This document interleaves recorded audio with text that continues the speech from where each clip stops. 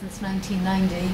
I love what I do, and I'm fortunate in that, because otherwise it would be just a whole lot of work. And the passion does help fuel me every day and keep me committed and keep me focused. And I do think that helps me do my job in the best way possible. First of all, when in doubt, let logic dictate. The proposal should be well organized. All of this will be obvious to you. Even so, it's worth restating. Well organized, well argued, comprehensive, compelling, well presented. Neatness counts.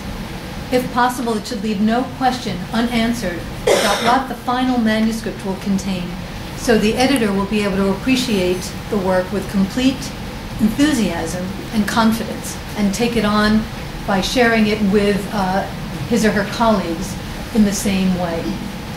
It's helpful to remember that editors turn down a good majority of what comes their way, even the agented material. The percentage is 99%.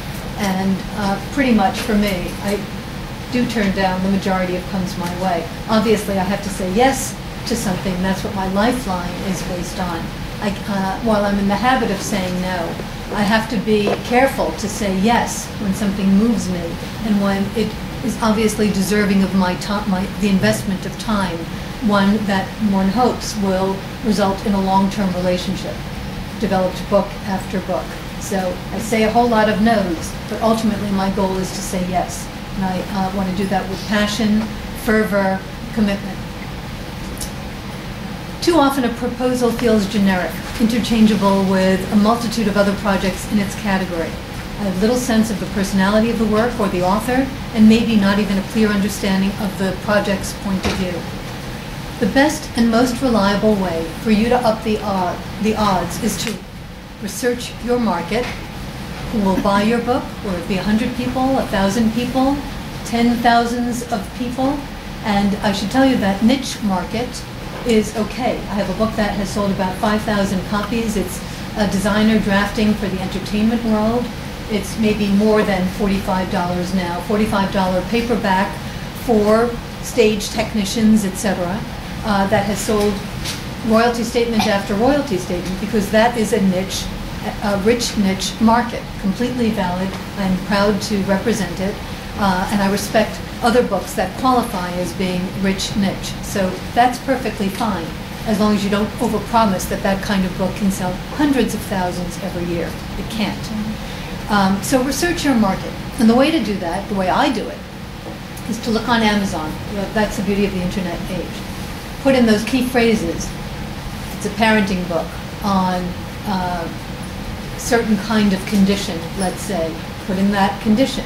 And if there are various phrases you can do to expand the comparative titles list, you want to do that. You really do want to research what the competitive titles will be out there. Why? Because an agent will do it, and the prospective editor will do it. And if you haven't included all the obvious candidates, and that means the classic books, in case of parenting, what to expect when you're expecting, obviously a classic in the category, as well as the new books that are fresh on the market and are taking up the space because they've got their 3-month window, especially if these are books by mainstream houses and not self-published books. You can include self-published books if they're obviously made it into the mainstream as much as they've been self-published. But the point is, all of the books that can be considered in some way or another competition. So you will want to deliver, you'll want to know and communicate how your work fits in with and stands out from others in its class, and deliver an original, well-written, impeccably formatted proposal, even if you've already written the manuscript, and then choose an agent who obviously is interested in and has a record of selling projects like yours. A good idea, well executed, is the goal. In reviewing a proposal, I look to see how the author has come to the idea. Is it a product of the author's vocation, avocation? Since the author's platform has become such a dominant element in a prospective publisher's appreciation of a project, the author's most outstanding professional ties should be stated as well. Is this a new idea that hasn't been treated yet in book form? And might there be a supremely good reason why that's the case? For instance, that the idea really deserves to be a magazine piece and is not worthy of the 250 pages constituting the book, and would require an injection of helium to fill out that page count. You don't want to do that. You don't want to go there. So, or maybe the subject is fleeting and it could only be handled as an instant book, which, as you can understand, is very expensive for a publisher to orchestrate. They've got to cram it into their existing list, work overtime to make very tight deadlines, etc. If that book does not have an obvious, huge marketplace, then probably the publisher is not going to take that chance. If there are many books already on the shelves on a similar subject, such as how to find a job or increase your wealth, what will you bring to the work to help set it apart from the competition? Could it be that you lecture on the subject 100 days a year to a crowd of thousands? Certainly it helps to know you have a built-in market and a lecture circuit and a built-in market for sales. Publishers big and small will react well to that information. Look on, and for those writing memoirs, this format applies as well, although in most cases, and especially for first-time authors, I would recommend that the author complete the manuscript in order to have the advantage of reflecting on the material, reevaluating, reframing, and then ultimately pitching what is that refined work based on your full body of knowledge of what that work almost was and now really will be. You're pitching the final vision you have for the book. And sending me the best possible work. Now, the proposal format. Each section should begin on a new page. The margins, and remember, this is for the traditional manuscript if you're submitting via regular mail. Much is done electronically today, but the format still applies. So it should be double-spaced. The pages should be numbered consecutively. So each section should not begin with page 1. For hard copy versions, obviously type on 8.5 by 11 white standard bond paper, not bound in spiral. The standard font is Times New Roman, 12-point font, really for readability. I find sans serif harder to read in bulk. So it's about readability. It's not about jazzy. It's about readability. The title page, which includes the title and the author's name. The author's contact information is either on the lower right or the lower left, later including the agent's name. The cover page is followed by the proposal's table of contents page, which lists all sections included in the proposal with their respective page numbers. Remember, I said proposal's table of contents, not to be mistaken for the book's table of contents. This is followed by the overview. The overview is the part of the proposal that the agent or editor will be reading pretty much first.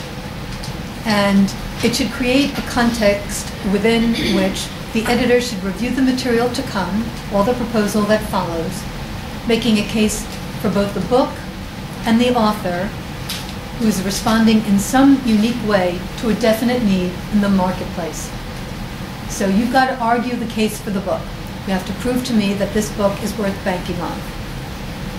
It will need to convince the editor that the project has a reason for being. Outline the social context that makes this book likely to attract a market. Even if it's a niche market, as I said before, niche can be rich, completely provable in the marketplace, completely appropriate to think about as writers.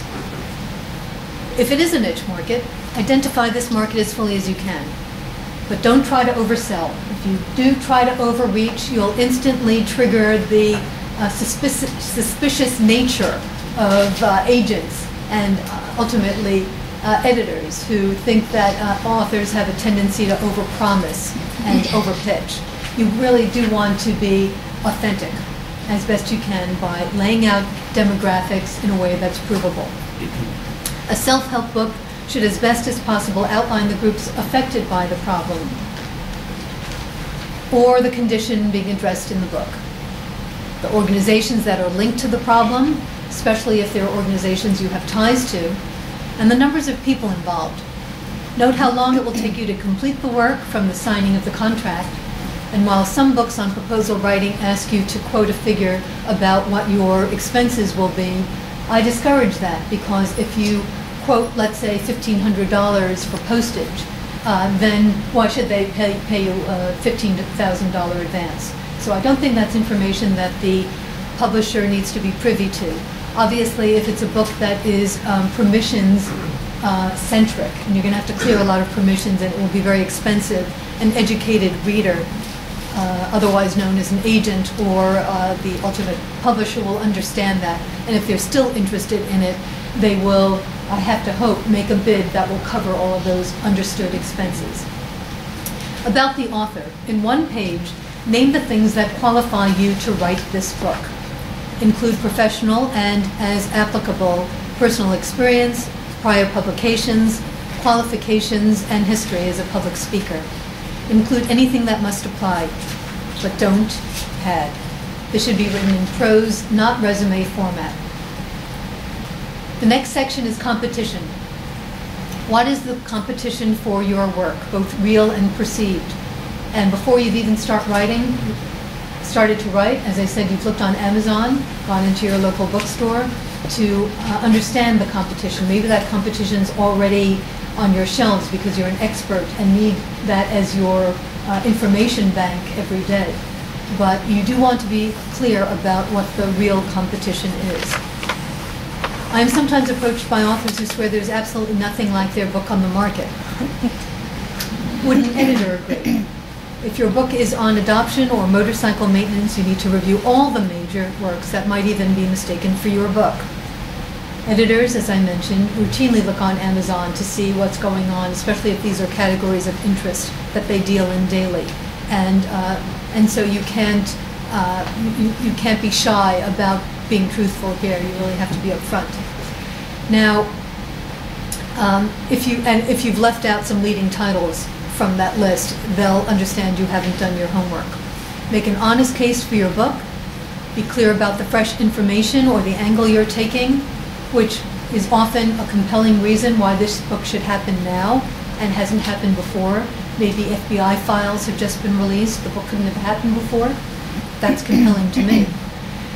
And also, and for that reason, maybe it'll offer a contrary point of view and stir up a public or journalistic debate, always newsworthy and interesting from a publishing arena's point of view. So, if your personal or professional experience does indeed make you the best person qualified to write this book, let the editor know why. List the competing titles by title, author, publisher, publication year, and price. Include a brief description of each book's unique strengths and weaknesses. What is your special twist in comparison? How will your book sell differently? Audience. Be clear about your intended audience, even if it includes crossover audiences, because your book is sort of a hybrid. Is it a self-help readership? A niche readership? Can you offer demographics? And you'll see that there's some overlap among these sections here. And be scrupulous about what should go where and how much overlap makes sense for your particular project. Marketing. If you have affiliations, nonprofit, grassroots, civic, professional, that might lead to special sales, and it might be alumni associations. Think back to your own personal and professional history. Everything counts.